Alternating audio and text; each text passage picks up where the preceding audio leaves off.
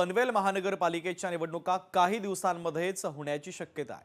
त्यासाठी सर्वच राजकीय पक्ष आणि पुढारी आता तयारीला लागलेत। त्यातच गेल्या काही वर्षात महापालिकेत सर्वसामान्यांची कामं झाली नसल्याचं येथील स्थानिक नागरिक सातत्याने म्हणतात। सध्या पनवेलमध्ये महायुतीची सत्ता आहे, तरी पनवेल पालिका परिसरात अनेक समस्या भेडसावतात। रस्ते, पाण्याची समस्या, दुहेरी कर, त्यामुळे नागरिकांमध्ये प्रचंड नाराजी आणि संताप आहे। मात्र नवी मुंबईमधील राजकीय समीकरण कसं असेल, महायुतीमध्ये युती होईल की महाविकास आघाडी एकत्र लढणार का, असे अनेक सवाल निमित्ताने उपस्थित होत आहे। यावर सामान्य जनतेला नेमकं काय वाटतं हे जाणून घेण्याचा प्रयत्न केलाय आमच्या प्रतिनिधी आकांक्षा देशमुख यांनी। पाहूयात। सर्वसामान्यांचे प्रश्न सुटणार आहेत का, आपण थेट त्यांच्याकडून जाणून घेऊयात। दादा, तुम्हाला काय वाटतं, खरोखर सर्वसामान्यांचे प्रश्न महानगरपालिकेच्या माध्यमातून सुटतायत का?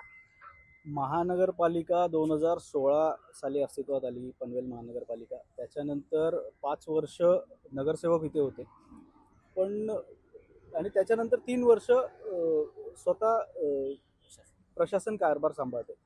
तर मला असं वाटतं की त्याच्यानंतर जे रस्त्यांचे कॉन्ट्रॅक्ट दिले गेले होते ते 4च कंपन्यांना दिले होते आणि ते सर्व सत्ताधारी पक्षाशी संबंधित आहेत। आणि निवडणुकीच्या तोंडावर त्यांना हे कॉन्ट्रॅक्ट दिलं आणि त्याच्यानंतर त्यांचं एका महिन्यातच डांबर निघालंय। म्हणजे कमी पैशात ही कामं करायची आणि त्याच्यानंतर हा सगळा पैसा निवडणुकीला वाटायला वापरायचा। याला काही अर्थ नाही। अशा निवडणुका होणार आहेत या पनवेल महानगरपालिकेत की पैशाच्या जोरावरती। तुम्ही अशी कुठली बिल्डिंग मला शोधून दाखवा त्या बिल्डिंगमध्ये की रोज 24 तास पाणी येतं। विजेचा प्रॉब्लेम तोच आहे, दर गरमी आली दर 4 तास लोडिंग। त्याच्यावरती हे सरकार काहीच पर्याय नाही घेत आहे आणि मला वाटत नाही की युती होईल।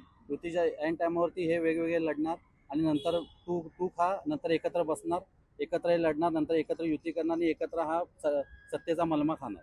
बस डेपो काढलेत, बस स्टँड काढले तिथे 27 लाखाचे, पण बस नाहीये। व्हिडिओ जर्नलिस्ट सुमितसह मी आकांक्षा देशमुख, लोकशाही मराठी, नवी मुंबई।